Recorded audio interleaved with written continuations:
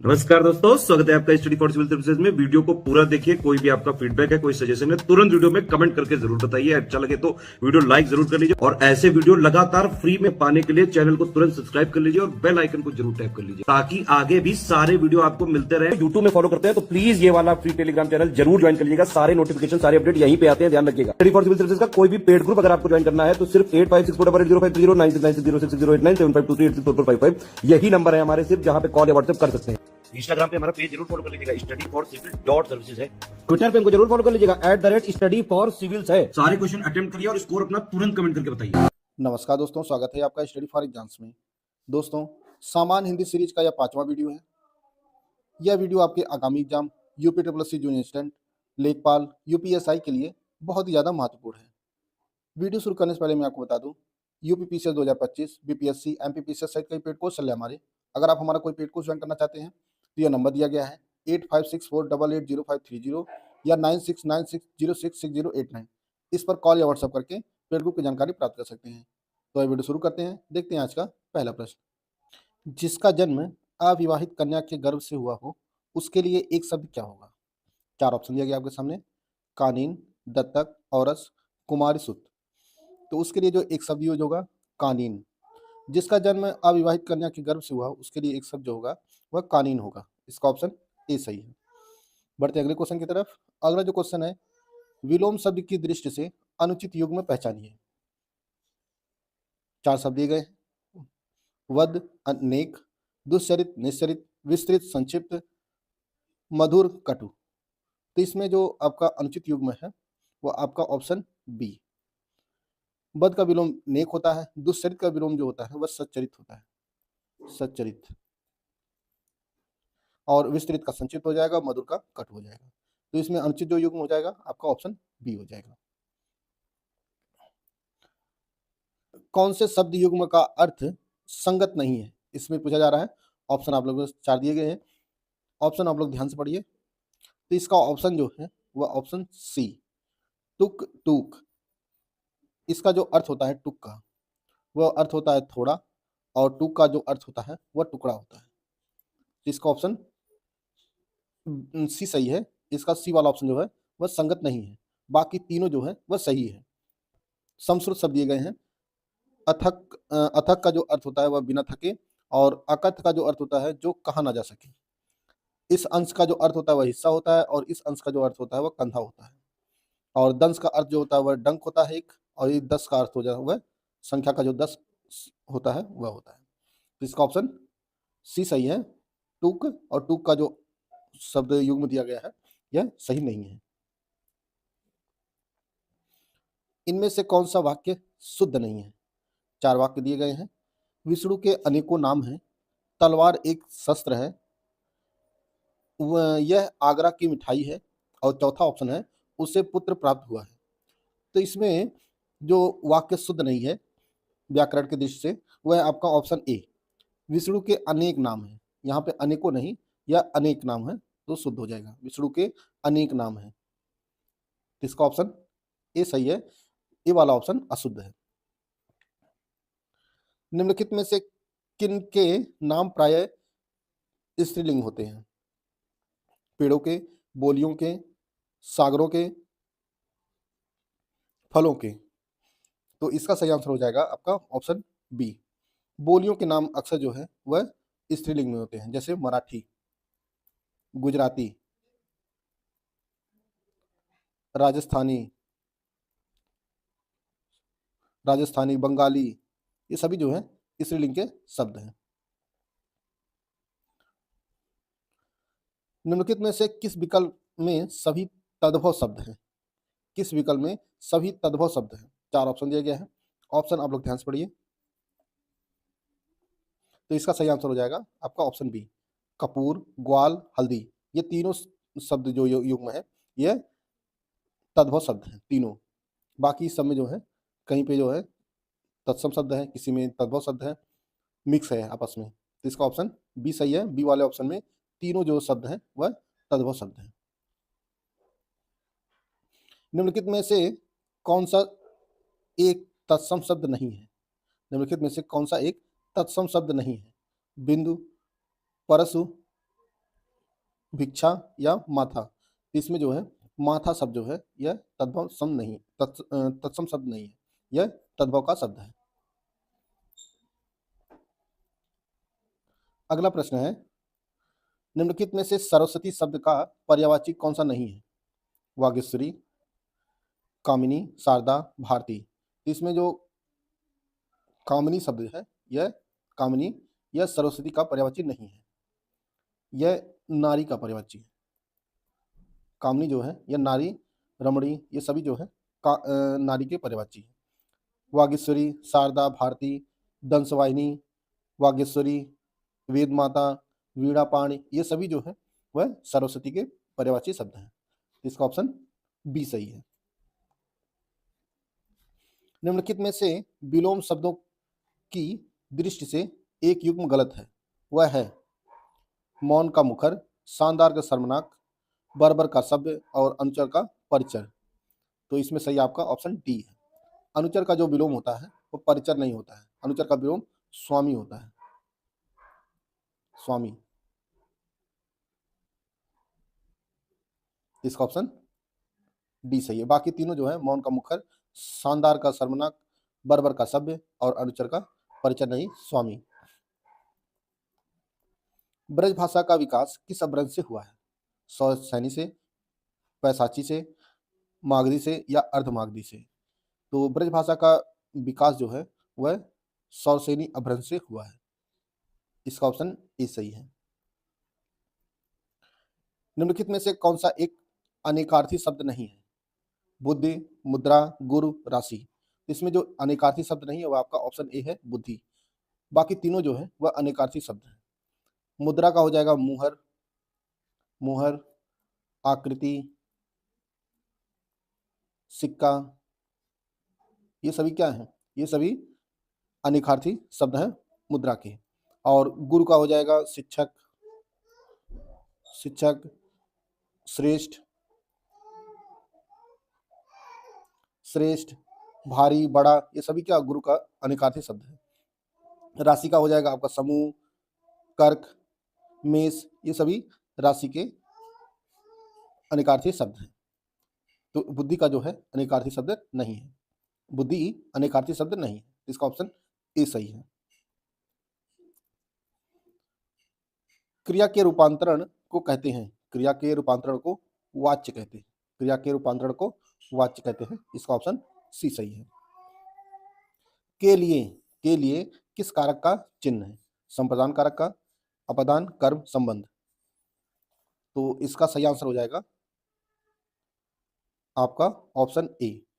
के लिए जो चिन्ह होता है कारक चिन्ह, यह संप्रदान कारक का चिन्ह है। अपादान का जो होता है वह से अलगाव के लिए होता है, से अलगाव के लिए होता है। और कर्म का होता है को, और संबंध के लिए होता है, जो संबंध का कारक है वह का, की, के होता है। तो के लिए जो है कारक चिन्ह संप्रदान का है। इसका ऑप्शन ए सही है। हिंदी भाषा में ह्रस्व स्वरों की संख्या कितनी है? 3, 4, 6, 9।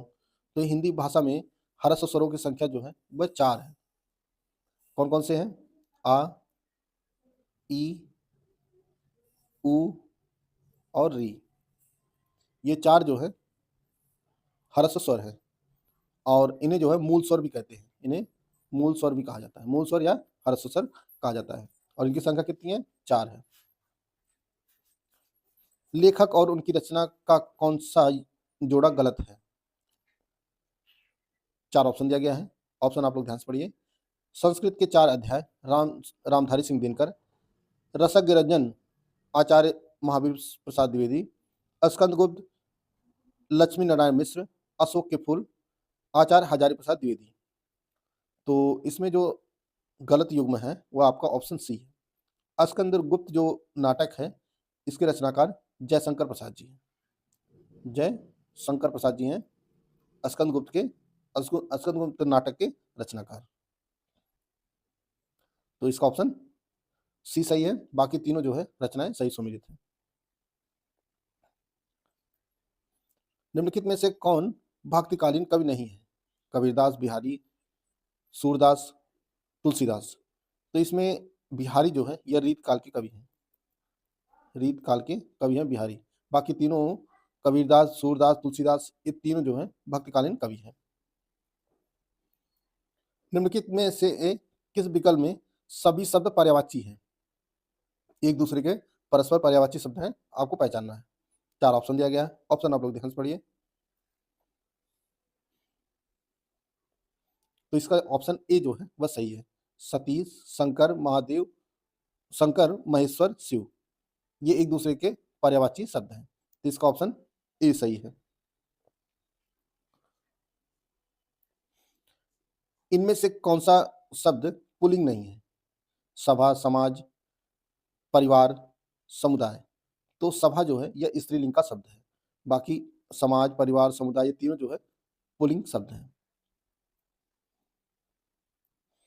मुक्तिबोध के लिए मुक्तिबोध के लिए जैनेन्द्र कुमार को किस पुरस्कार से सम्मानित किया गया था?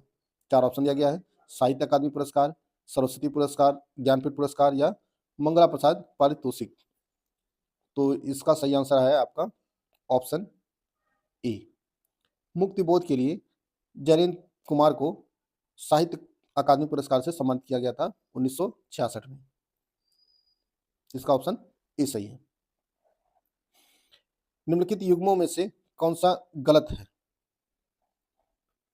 रास्ता नापना, आकलन करना, रग रग जानना, अच्छी तरह से परिचित होना, लोहा लेना, सामना करना, शैतान के कान काटना, बहुत चतुर होना। तो जो गलत युग्म है वह है आपका ऑप्शन ए। रास्ता नापना मुहावरे का जो अर्थ हो जाएगा वह आकलन करना नहीं, इसका जो अर्थ हो जाना होगा वह चले जाना, चले जाना। जैसे हम लोग आपस में कहते हैं, ज़्यादा हमको समझाओ ना, अपना रास्ता नापो। तो ये जो है चले जाना हो जाएगा इसका अर्थ। इसका ऑप्शन ए। आगे बढ़ने से पहले मैं आपको बता दूं, यूपी ट्रिपल लोअर पीसीएस 2025 के लिए हमारा पेड ग्रुप शुरू हुआ है 10 जनवरी से। यह पेड ग्रुप आपको दोनों भाषाओं में मिलेगा, हिंदी इंग्लिश दोनों में उपलब्ध है। इसमें आपको कंप्लीट स्टडी मटेरियल दिया जाएगा, रिकॉर्डेड क्लासेस दी जाएंगी, कंप्लीट पीडीएफ नोट दिए जाएंगे, सब कुछ जो है आपको एक जगह प्रोवाइड किया जाएगा। और इसकी जो वैलिडिटी है वो 12 मंथ है। इस कोर्स के लिए जो फीस रखी गई है यह 2499 रुपये है। अगर आप ज्ञान सर कूपन कोड यूज करते हैं तो आपको 20% का डिस्काउंट मिल जाएगा और यह फीस जो हो जाएगी वह 1999 रुपये हो जाएगी। अगर आप केवल टेस्ट सीरीज लेना चाहते हैं तो यह भी दोनों लैंग्वेज में उपलब्ध है, बाइलिंगुअल है। इसके लिए जो फीस रखी गई है ये 624 रुपये रखी गई है। लेकिन अगर आप ज्ञान सर कूपन कोड यूज करेंगे तो इसमें भी आपको 20% का डिस्काउंट मिल जाएगा और यह फीस 499 रुपये हो जाएगी। यह कोर्स आपको ज्ञान सर एजुकेशन ऐप पर मिलेगा। तो आप लोग ज्ञान सर एजुकेशन ऐप को प्ले स्टोर से डाउनलोड करके कोर्स को परचेज कर सकते हैं।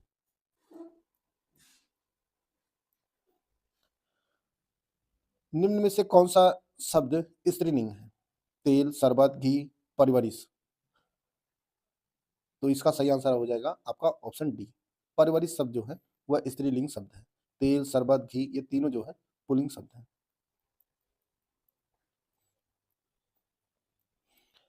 कौन सी भाषा देवनागरी लिपि में नहीं लिखी जाती है? बांग्ला, कोंकणी, मराठी, गुजराती। तो बांग्ला देवनागरी लिपि में नहीं लिखी जाती है। बाकी कोंकणी, मराठी, गुजराती, संस्कृत, मराठी, ये सभी जो है देवनागरी लिपि में लिखी जाती है। तो इसका ऑप्शन ए सही है। निम्नलिखित निम्नलिखित में से एक किस शब्द में प्रत्यय प्रयुक्त हुआ है? इसमें आपको बताना है किस शब्द में जो है प्रत्यय लगा है। 4 शब्द दिए गए हैं, परिश्रम, उद्घाटन, गायक या भरपेट। तो इसमें जो है ऑप्शन सी में जो है वह प्रत्यय लगा हुआ है। जब इसका विच्छेद करेंगे तो हो जाएगा गय धन अक। इसमें जो है अक प्रत्यय जुड़ा हुआ है। इसका ऑप्शन सी सही है। दिए गए शब्द युग्म के सही अर्थ भेद का चयन कीजिए। अभिज्ञ, अभिज्ञ, दोनों का अर्थ क्या है? दोनों संस्कृत शब्द हैं। ऑप्शन आप लोग ध्यान से पढ़िए। तो इसका सही आंसर हो जाएगा आपका ऑप्शन सी। अभिज्ञ अभिज्ञ का जो अर्थ होता है वह जानकार होता है और अभिज्ञ का जो अर्थ होता है वह मूर्ख होता है। इसका ऑप्शन सी सही है। निम्नलिखित में से कौन सा जोड़ा सही नहीं है? एक वचन का बहुवचन बनाया गया है, तो उसमें कौन सा एक सही नहीं है आपको बताना है। बेटी बेटियां, डिबिया डिबिये, श्रोता श्रोतागण, वधु वधुएं। तो इसमें जो आपका सही नहीं है वो आपका ऑप्शन बी, डिबिया का जो बहुवचन बनाया जाएगा तो यह डिबिया हो जाएगा, डिबिया। तो इसका ऑप्शन बी जो है वो सही जोड़ा नहीं है। बाद में जोड़ा गया अंश, बाद में जोड़ा गया अंश, इस वाक्यांश के लिए एक शब्द क्या होगा? प्रक्षिप्त, संक्षिप्त, उच्छिप्त या क्षिप्त? तो उसके लिए जो एक शब्द यूज होता है वो होता है प्रक्षिप्त। बाद में जोड़ा गया अंश जो के लिए एक शब्द जो यूज होता है वह प्रक्षिप्त होता है। निम्नलिखित में से अशुद्ध वाक्य कौन सा है? 4 वाक्य दिए गए हैं, वाक्य आप लोग ध्यान से पढ़िए। मेरे मेरे पर कृपा करो, बी वाला ऑप्शन है वरुण प्रतिदिन घूमने जाता है, सी वाला ऑप्शन है मनाली अत्यंत सुंदर शहर है, कल मैंने दिन भर पढ़ाई की। तो इसमें अशुद्ध वाक्य आपका हो जाएगा ऑप्शन ए, मेरे पर कृपा करो यह शुद्ध है, अगर इसका शुद्ध करेंगे तो मुझ पर कृपा करो तो यह शुद्ध हो जाएगा। प्रथम विश्व हिंदी सम्मेलन कब हुआ था? 1975 में, 1979 में, 83 में या 91 में? तो पहला जो हिंदी सम्मेलन हुआ था वह 1975 में हुआ था, नागपुर में, नागपुर में। और विश्व हिंदी दिवस कब मनाया जाता है? यह 10 जनवरी को मनाया जाता है, 10 जनवरी को। इसका ऑप्शन ए सही है। कनक, कनक का अनेकार्थी है पलाश, प्राणी, सुगंध, पूज्य। तो कनक का जो अनेकार्थी शब्द है वह पलाश है। कनक के और जो अनेकार्थी शब्द होते हैं जैसे सोना हुआ, धतूरा हुआ, गेहूं हुआ, ये सभी कनक के अनेकार्थी शब्द हैं। तो इसका ऑप्शन ए सही है। मुहावरों को उनके सही अर्थों से मिलान करना है। 4 मुहावरे दिए गए हैं और उनके अर्थ दिए गए हैं, आपस में उसको सुमेलित करना है। आंचल पसारना, उड़ती चिड़िया पहचानना, कंचन बरसना, कलम तोड़ना। तो इसका अर्थ जो हो जाएगा सुमेलित करते हैं। आंचल पसारना का जो अर्थ आ जाएगा वह प्रार्थना करना हो जाएगा। उड़ती चिड़िया पहचानना यानी रहस्य की बात दूर से जान लेना, यह हो जाएगा। कंचन बरसना लाभ ही लाभ होना, और कलम तोड़ना बहुत अच्छा लिखना। तो इसका जो सही आंसर हो जाएगा वह हो जाएगा A B C D, A B C D, यानी इसका ऑप्शन ए सही हो जाएगा। तो दोस्तों आज के कुछ महत्वपूर्ण हिंदी के प्रश्नोत्तरी थे जिसको हम लोग इस वीडियो के माध्यम से कवर कर चुके हैं। वीडियो अगर आपको अच्छा लगे तो लाइक कर सकते हैं, चैनल को सब्सक्राइब कर लीजिए। मिलते हैं नेक्स्ट वीडियो में, तब तक के लिए जय हिंद, जय भारत।